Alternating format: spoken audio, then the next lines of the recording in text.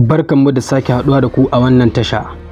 In yau ne farkon zuwanka wannan tasha, ka daure ka danna subscribe domin ka ci gaba da samun bidiyoyi waɗanda za su sa ka ci gaba a cikin rayuwarka.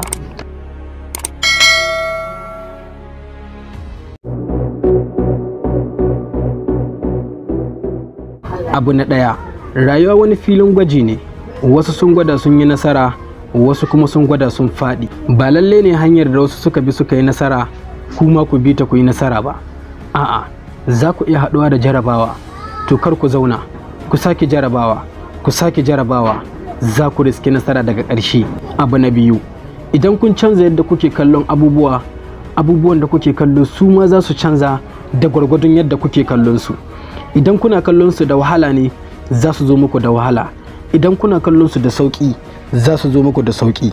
Abu na uku, domin samun ilimi dole ne mutum ya yi karatu, amma don samun hikima dole ne a kiyaye harshe da kuma taro hankali wurin furta zance. Zaɓin da kuke yi yana haifar da makomarku, ma'ana a duk lokacin da zaɓin ku ya kasance akan abu kaza, to wannan zaɓin yana bayyana inda kuke so makomarku ta kasance. Abu na hudu, yawan tara buri da kuke yi a cikin ƙirjinku na haifar da rashin nasara da kuma rashin nutsuwa. Ba wai yin aiki tukuru ba ne ke sa a cimma buri, a'a, ka san me yasa kake son cika wannan burin naka. Hakan zai baka ƙarfi sosai ka ji cewa lallai sai ka cimma wannan buri naka. Kaga kenan, ko da ka sha wahala kafin ka cimma burin, ba za ka iya dakatawa ba domin ka san me yasa kake so ka cimma wannan burin. Abu na biyar, na san cewa kuna jin kuzarin yin abubuwa a kafofin sadarwa, ganin cewa kuna da mabiya dubunnai.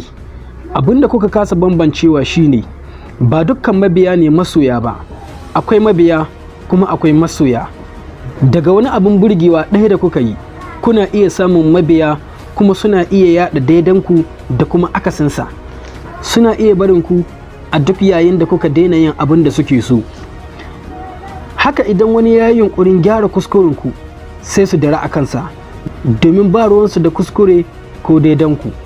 Kawai abin da kuke yi ne yake burge su, amma masoya su ne suke tantance daidai da kuskurenku, su ne suke biyar ku a lokacin tsanani da kuma lokacin daɗi. In kun yi rashin kyautawa, za su faɗa muku.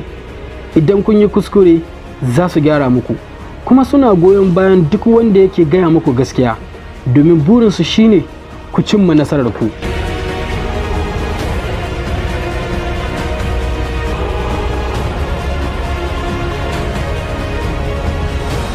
Suna ma'asumantar da ku ne mabiya, tare da cewa sun san ku ba ma'asumai ba ne.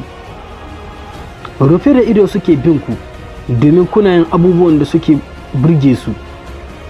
Amma masoya duk akasin haka ne, bambance cikin dogon nazari da kuma duba saƙonninsu. Ku yaɗa wannan bidiyon ta ko'ina har ya kasance duka Hausawan duniya sun kalle shi.